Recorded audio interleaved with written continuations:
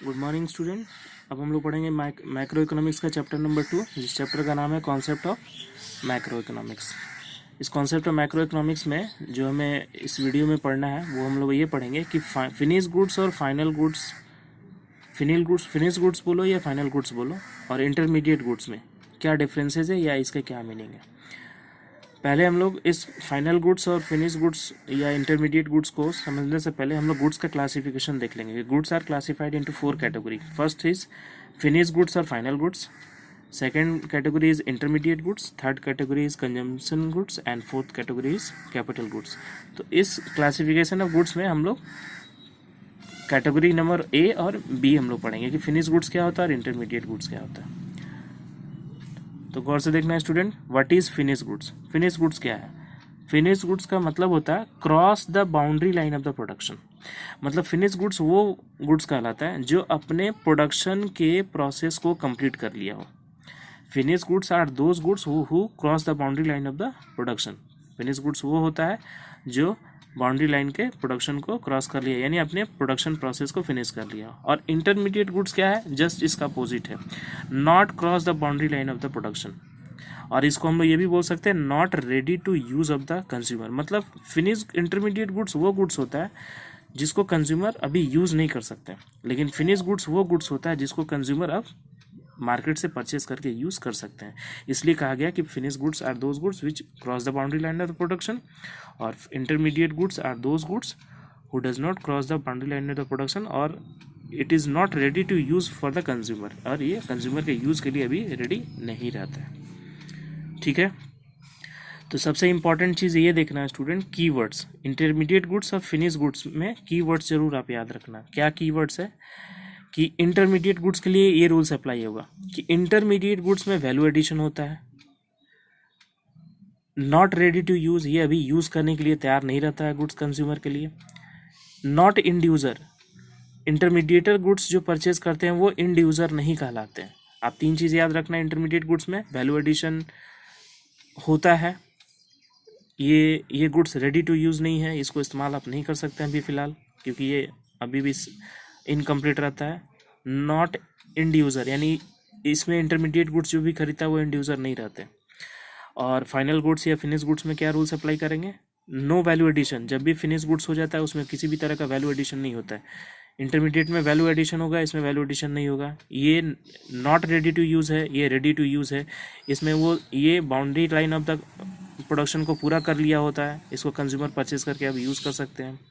End user, इसको end user ही use कर सकते हैं, यानी इंड यूज़र कस्टमर को हम बोलते हैं।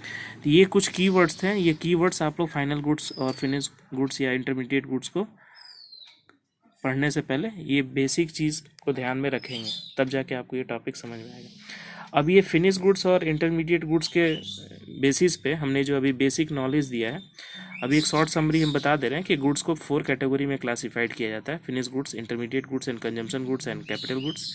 फिनिश गुड्स जो होता है वो बाउंड्री लाइन के प्रोडक्शन को पूरा कर लिया हुआ रहता है, इंटरमीडिएट गुड्स जो होता है वो बाउंड्री लाइन के प्रोडक्शन को पूरा नहीं किया हुआ रहता है, और इंटरमीडिएट गुड्स जो होता है वो कंज्यूमर के यूज़ करने के लिए अभी रेडी नहीं रहता है। कीवर्ड्स में हमने पढ़ा कि इंटरमीडिएट गुड्स में वैल्यू एडिशन होता है, ये रेडी टू यूज़ नहीं है और इसको इंड यूज़र अभी यूज़ नहीं कर सकते हैं। और फाइनल गुड्स वो गुड्स होता है या फिनिश गुड्स वो गुड्स होता है जिसमें वैल्यू एडिशन नहीं होता है, रेडी टू यूज़, इसको आप इस्तेमाल करने के लिए तैयार हो गए रहते हैं और इसको एंड यूज़र यूज़ करते हैं। अब इसके बेसिस पे हम लोग 2 एग्जांपल्स दिए हुए, ये एग्जांपल्स को अच्छे तरीके से समझना। अगर ये एग्जांपल समझ में आ गया तो ये टॉपिक अच्छे से क्लियर हो जाएगा।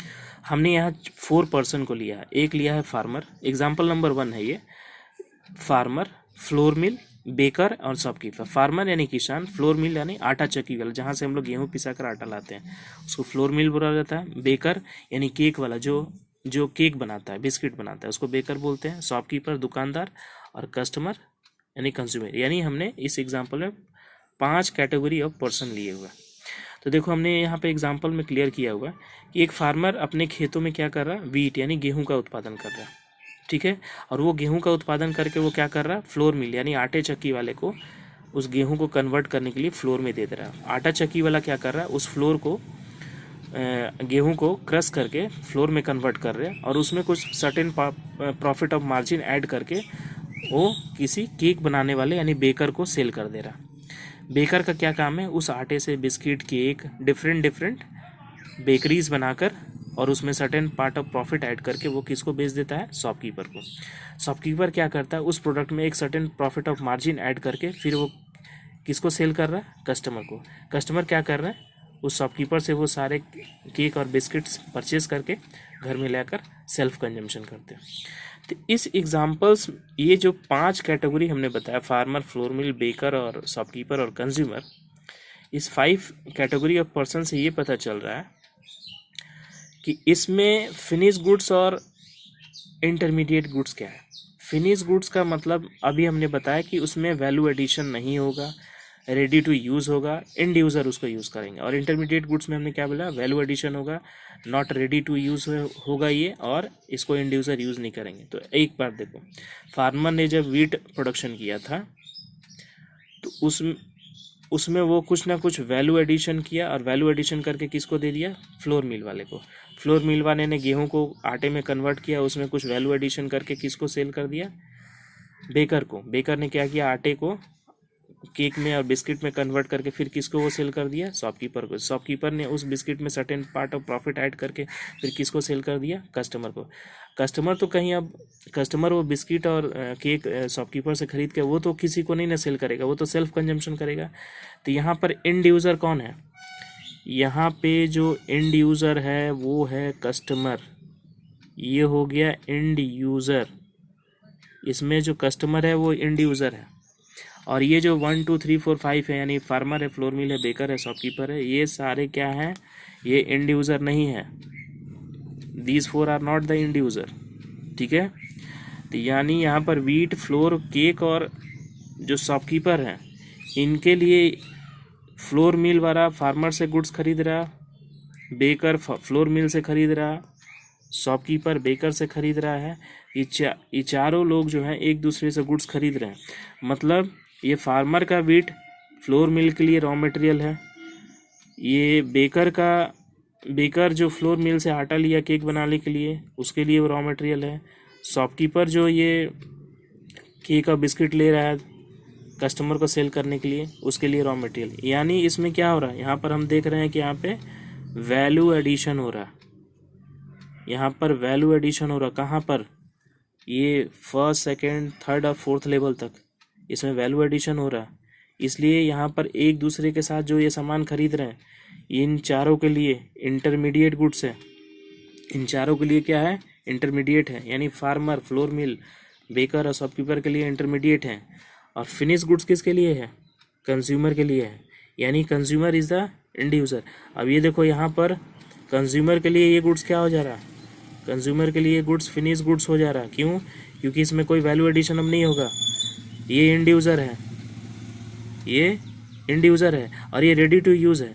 यहाँ पे देखो, यहाँ पर केक बेकर बनाएगा तो खुद नहीं खाएगा, वो शॉपकीपर को बेचेगा। यहाँ आटा चक्की वाला आटा बनाकर आटा खुद नहीं खाएगा, वो किसी कस्टमर को बेचेगा। फार्मर वीट बनाकर वो खुद वीट नहीं कंज्यूम कर रहा, वो फ्लोर मिल वाले को बेचे। यानी ये 4 कैटेगरी में वैल्यू एडिशन हो रहा है। तो ये फार्मर, फ्लोर मिल, बेकर और शॉपकीपर के बीच का जो ट्रांजेक्शन हो रहा है वो इंटरमीडिएट गुड्स है, क्योंकि वैल्यू एडिशन हो रहा है, और कंज्यूमर के पास वो गुड्स फिनिश गुड्स में कन्वर्ट हो जा रहा है। यानी वो एंड यूज़र है, फिनिश गुड्स है और सेल्फ कंजम्पशन है। क्लियर हो गया।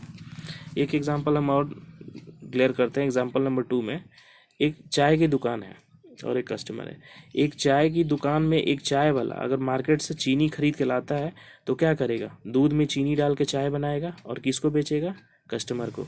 तो ये जो शुगर वो खरीद के लाया वो दुकानदार, उसके लिए क्या हो गया, उसके लिए इंटरमीडिएट गुड हो गया। क्यों, क्योंकि उससे वो चीनी चाय बनाकर कस्टमर को बेच रहा है, उसमें कुछ वैल्यू एडिशन हो रहा है। लेकिन यहाँ पर देखो, हम एक ग्राहक है, एक ग्राहक जब किसी दुकानदार से चीनी खरीद के लाता है, घर में चाय बनाता है तो किसी को बेचता नहीं है, खुद वो चाय को पीता है।